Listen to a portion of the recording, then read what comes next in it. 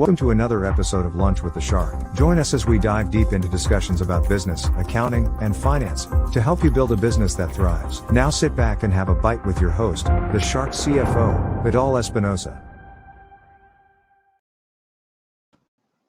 Well, hello. Good afternoon. Welcome to a new edition of Lunch with the Shark. I am your host, VIdal, the Shark CFO Espinosa, and it's been great morning for us here in our office.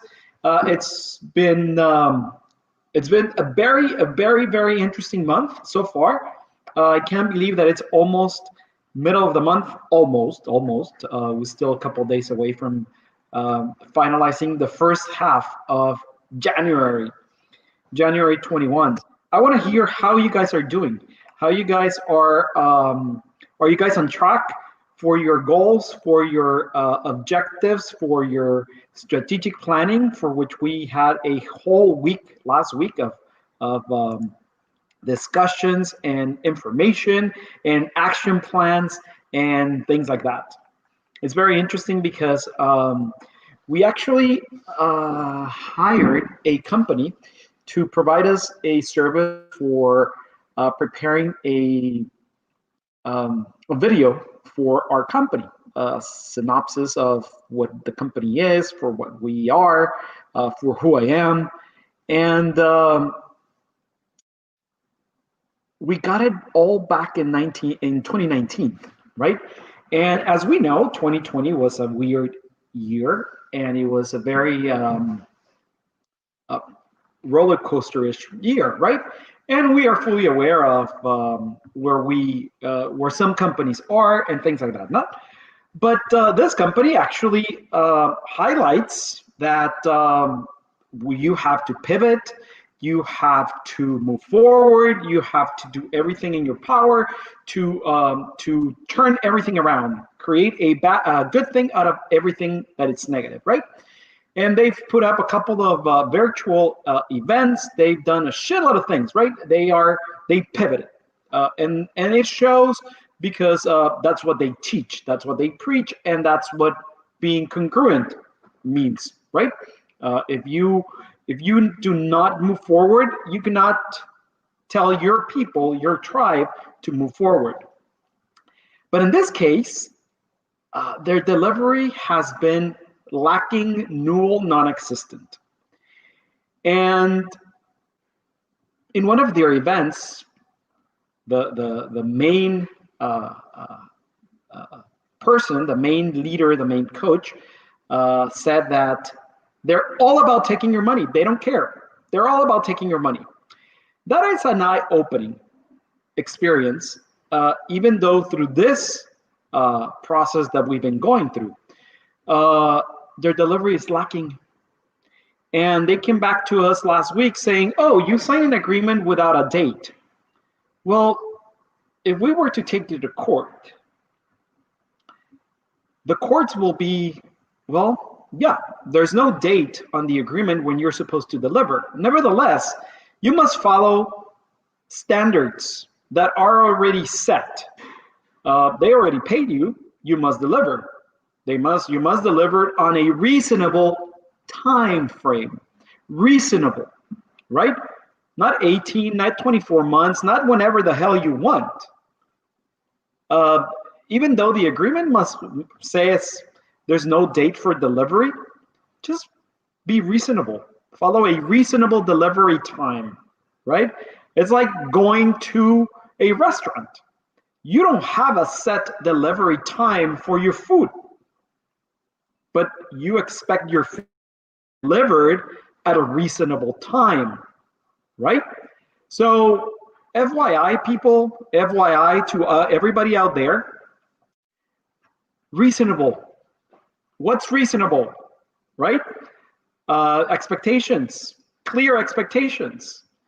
The email that we got from one of their partners was like laughable.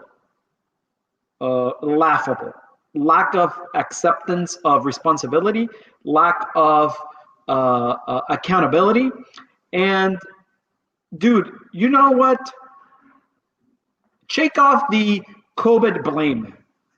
If you are not doing well, or you are like lacking of individuals or personnel or tools, or you cannot fully deliver, stop blaming or stop shifting blame to COVID.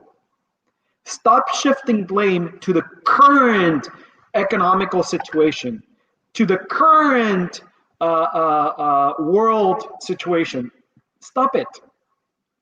You're active on Facebook, you're active on social media, you're active with your other clients, you're actively putting up events, virtual events, whether for bad or work or good, it doesn't matter.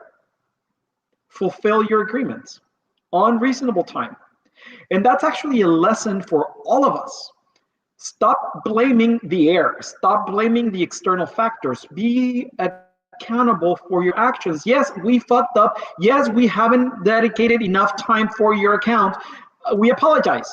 We'll deliver on this date. Oh, you are not going to tell us to deliver on by X date because it's on your agreement. There's no date. Well, that shows the character, or that shows the lack of delivery intentions.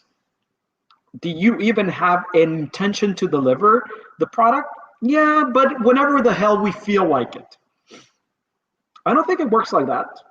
I don't think you need to respect your clients. You need to respect their intelligence. You need to be fully accountable for your actions. And again, this is a learning experience for all of us. I actually decided to be on the sidelines on this issue.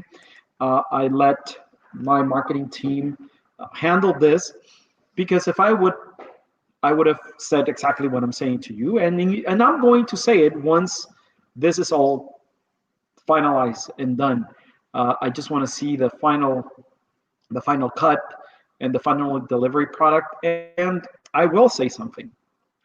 Social media, it's big, and a bad review, it's something that you don't want. A bad review, it's actually an opportunity for growth. A bad review, it's actually an opportunity to showcase who you are and actually show your true colors. If you actually get upset and immediately respond, shifting blame on somebody else, that shows your true colors.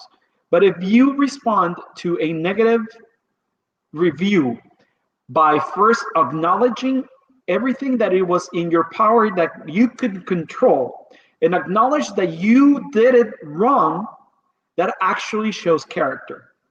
That actually shows that you do care about your customers and you're not just out there to take their money. This is something to think about. And I think that this is a very good story, and this is a very good lecture for all of us, because this week we're going to touch on the human resources aspect of the company. The human resources area of the company. In your organizational chart, there must be a section fully devoted and dedicated to the human resources. What's human resources? It's actually a set of people who make up your workforce in your organization, business sector, industry, or economy. A narrow concept is human capital, the knowledge which the individual embody. We're going to talk today about the 7 major functions of your human resources management area department. And your human resources manager, it's in people-centric industry. It's concerned with the people dimensions of the organization. I actually have a very interesting case study about a human resources department. And it's really funny because I know that we must have systems and procedures in place where we just like sort of set it and forget it. I know that's a trademark phrase, but set it and forget it does not work for human resources manager and department. There must be actual human interaction between manager of the human resources department and your team. If you do not like people, if you are not a people person, if you hate dealing with each and every one's concerns inside the organization, you should not be a human resources manager. And this is so funny because this individual from this company wanted a human resources system to manage all the team members without human interaction. Oh, no, I don't want, I just want to sit in and forget it. I don't want to deal with it. You need to interact with them. You need to approach each individual by, hey, do you have this information? Can you send me this? Blah, blah, blah, blah, blah. You can have checklists. You can have a system where everything is uploaded, but you need to work on the system. You need to download those documents. You need to review those documents. And if they're incorrect, you need to approach your team. There's no lack of, there shouldn't be any lack of non-human communications if you're the human resources manager. You must interact in order to achieve the objectives as with the dimensions of the organization.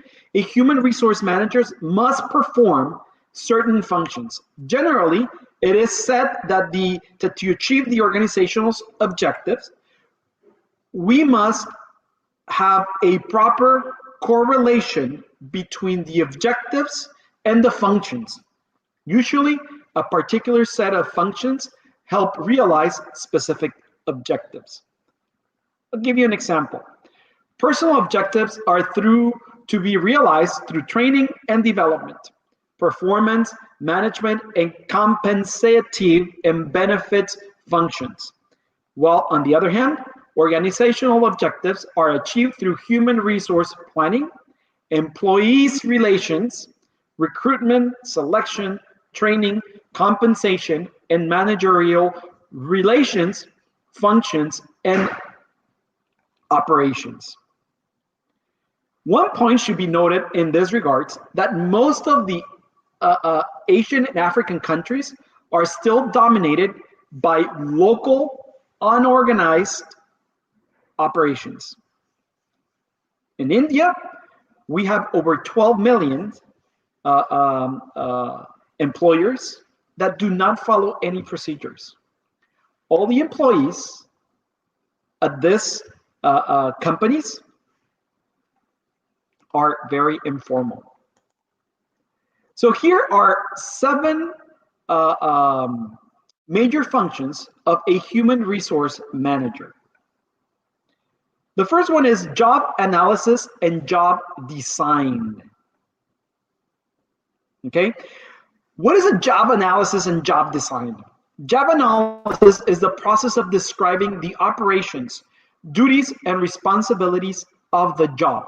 In order to recruit employees, you must have a clear job description, which is an analysis and design for which you are hiring.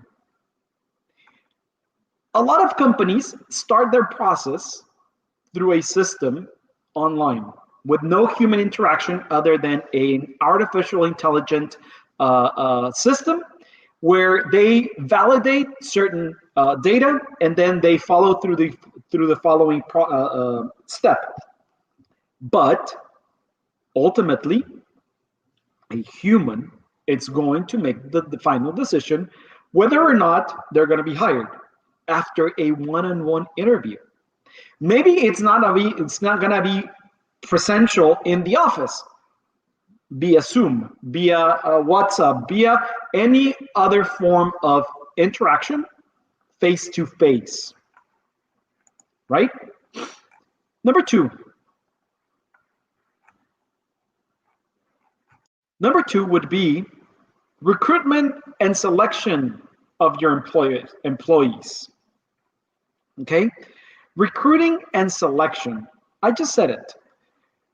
If we are going to recruit and elect individuals, we must have a good set of qualifications and guidelines. Recruitment is a very, very first step in the employment process. It aims to obtain and maintain an efficient to achieve your company's targets. Recruitment, selection, and placement on the job are part of the functions or sub-functions of this human resource manager. You can do it on your own internally, or you can hire a headhunter for executive levels, for management levels, right? There's a lot of them out there.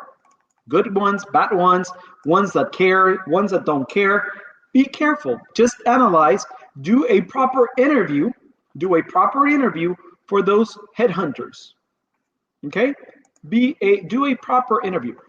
Actually, they are going to save you tons of time. Obviously, they come with a price, but they're going to save you tons of time because they're going to go through that process and they're going to deliver 2 or 3 of the best candidates out there based on based on the number one characteristic that we have to do: job analysis and job design.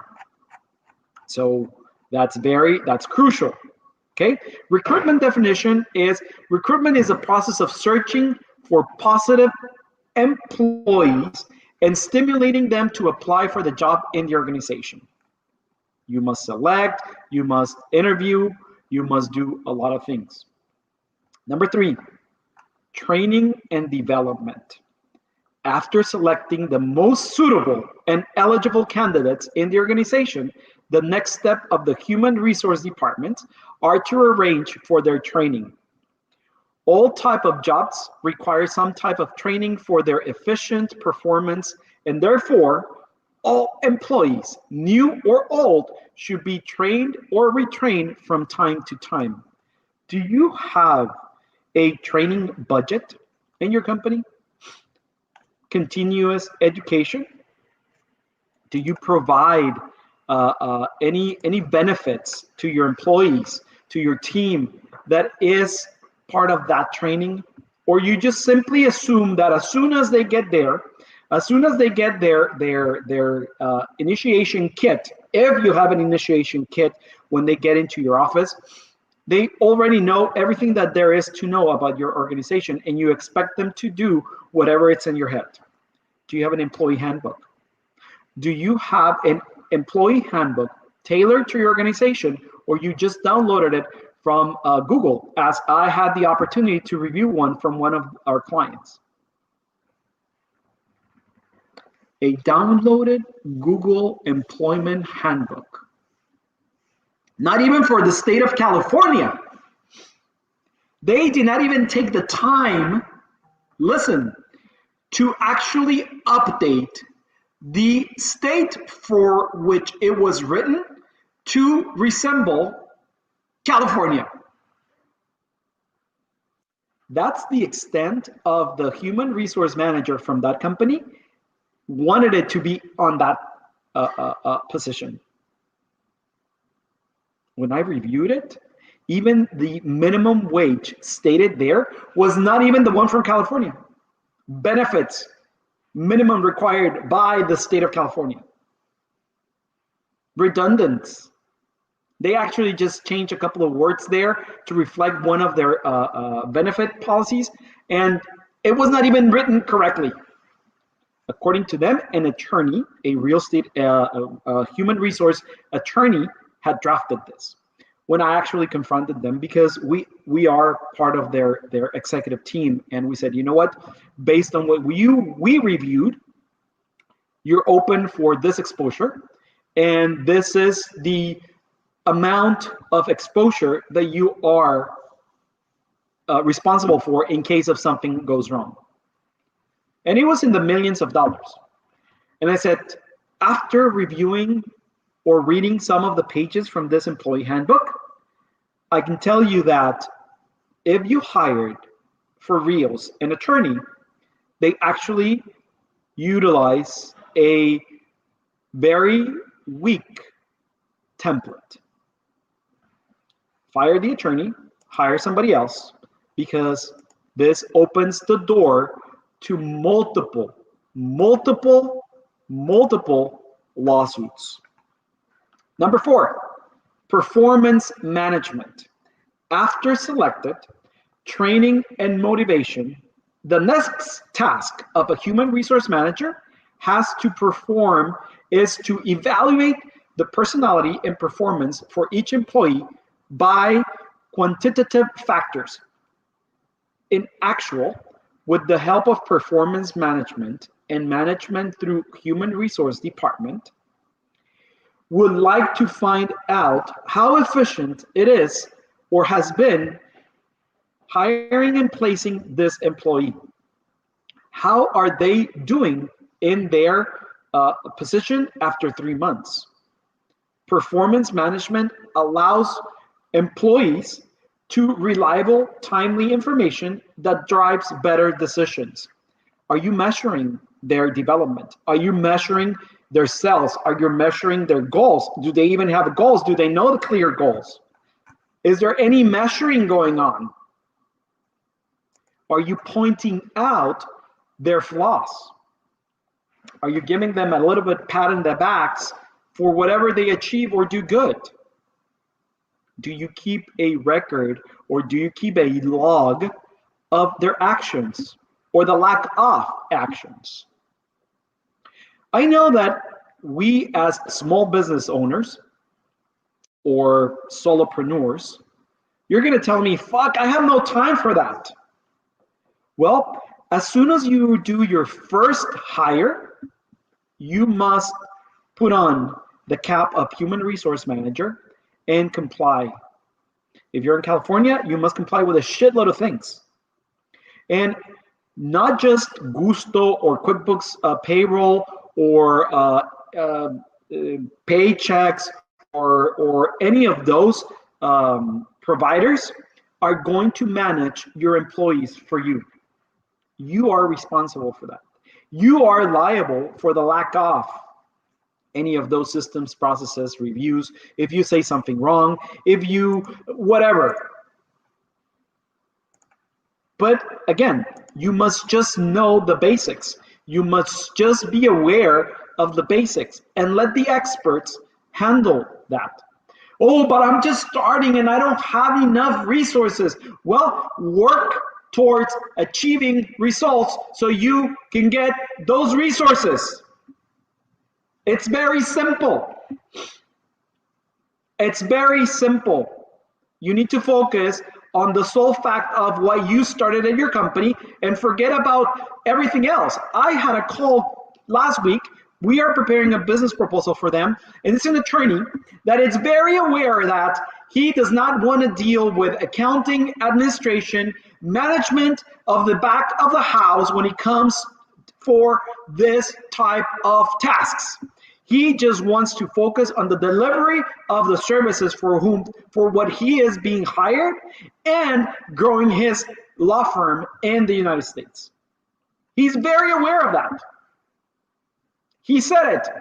I want you guys to handle it because you're going to take that responsibility off my hands. You have to do the same thing with your human resources area. A typical performance management system involves the following actions. 1, develop a clear job description. We said it. 2, select right employees at right jobs with right selection process. Fuck, right. How am I going to know this is right? Processes, systems, a recruitment process to select the right employee, a right job through a clear job description, and an actual set of questions for that particular position for the right selection. Number 3 on that, negotiate requirements and accomplishments-based performance standards, outcomes, and measures as and when required. Do you have a measuring system? Appropriate training, education, and induction. Everyone that comes into our team has full access to every single course, seminar, book that we have attended, that we have online, that it's in our library, that we have in PDF. They have full access to that. We incentivize, we actually ask them to go to the Tony Robbins training, to go to the Disney Institute trainings, to go through every single training that we've had and that we have access to online.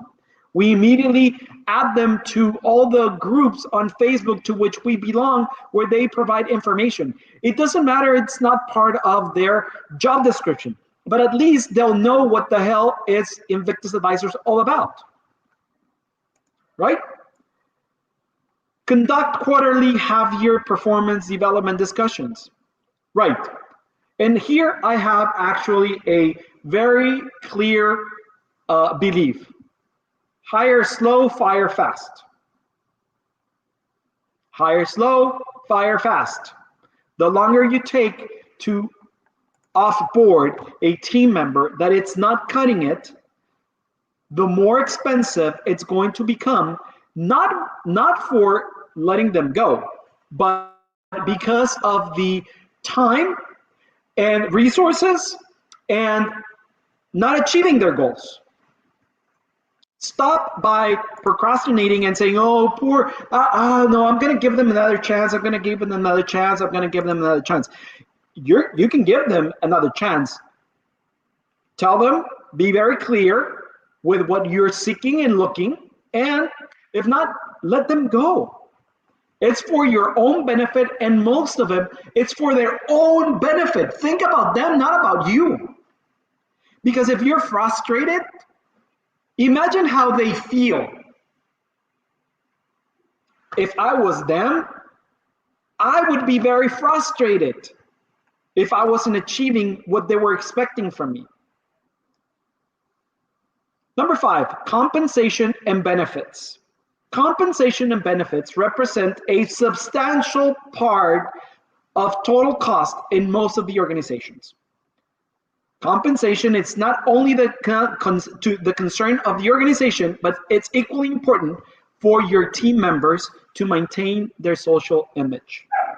The main objective of such compensation and benefits are to control the costs, to establish a fair and equitable remuneration to all, to utilize the compensation and benefit device as an incentive for great employees' productivity, and to establish a satisfactory public image. Whenever we hired someone in our team, we asked them how much they're looking for.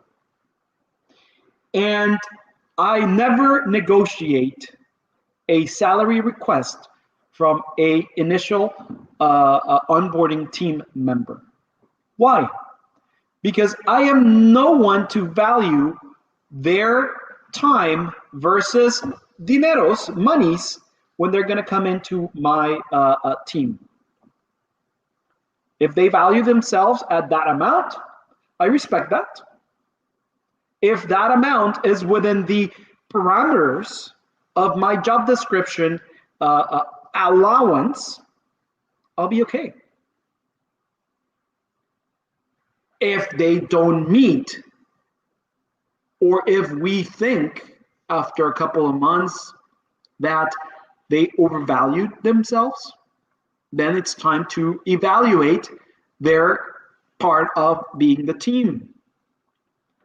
Or if they are capable of doing more and they undervalue themselves, we see how we compensate for that difference. But always be very clear. Number 6, labor relations. The human resource manager is basically responsible for the control of labor through human relations approaches. Employees differ in nature, and therefore it is by nature that due to any communication gap, labor relations may spoil within the organization. They must be the proper channel to communicate anything that goes in the organization as pertaining to the company's culture. You must be in constant interaction with the whole team. Harmony, communication, empathy, legal aspects, tax aspects. And number 7, managerial relations. This is so important. The employment relationship, irrespective of nature of organization, usually has 2 parts: labor relations and managerial relations. The former, which covers the price of labor, it's more obvious. The labor relation is also known as market relations. The managerial relations, on the other sides, are relationships that define how the process takes place. Labor relations describe the price of a particular shift, but managerial relations determine how much work it's performed in that time, at what specific task or tasks, how has the right to define the task and change a particular mix of tasks, and what penalties will be deployed for any failure of these obligations. You must be measuring and analyzing, providing data to the departments. The departments must be providing you data as a human resource manager to evaluate your team. Wow. The responsibilities of a human resource manager are tremendous. They vary when it comes to legal aspects and tax aspects, from state to state, from country to country. Nevertheless, the basic foundation for a human resource manager should be always empathy, should be always willing to accept and receive information, and be very quick on analyzing and making decisions when the time comes for the team. Do you have human resource department? You need a human resource manager, but you need someone that is knowledgeable, or you need someone that is willing to learn and send them to a seminar, class, a certification to become a human resource operator. Don't do it on your own. You have too much on your plate. You have the sole responsibility of your team. You have the sole responsibility of growing your company. They are not going to grow your company. They're going to help you grow your company.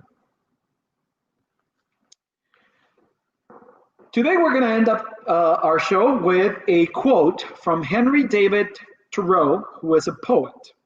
And he said, "Success usually comes to those who are too busy to be looking for it."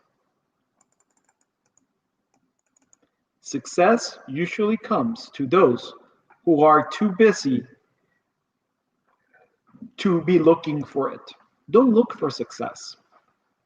Success is going to get to you rather sooner than later.